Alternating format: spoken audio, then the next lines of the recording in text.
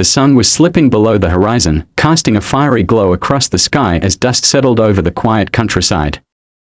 A man, 32-year-old father of two, sat on his front porch, watching the world slowly fall into darkness. His son, Brandon, sat beside him, their breaths creating small clouds in the cooling air.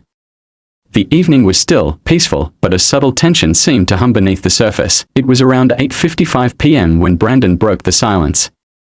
"Dad," he whispered, his young voice trembling slightly, "that smell is terrible." The father frowned, about to ask what he meant. But then, it hit him too, an odor so foul, it twisted his stomach. The air reeked of rot, like sulfur and decay, like something long dead had been disturbed. Before he could say anything, a sound split the night. It was a howl, deep, guttural, and so loud that the very air seemed to vibrate. The man's blood turned cold.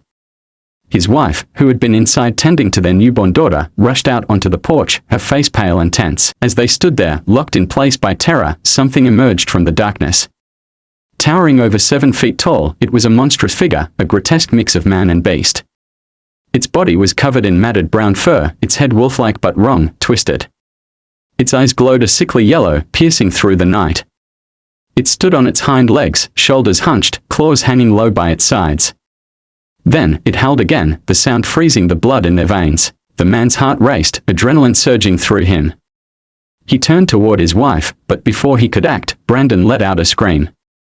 The boy darted into the house, his small feet pounding against the wooden floor, disappearing into the safety of the darkness. The father's instinct screamed to protect his family, but his body was frozen, locked in place by the creature's gaze. For what felt like an eternity, the creature stared at them, unmoving, its glowing eyes full of hunger. Then, as suddenly as it had appeared, it turned and vanished into the night.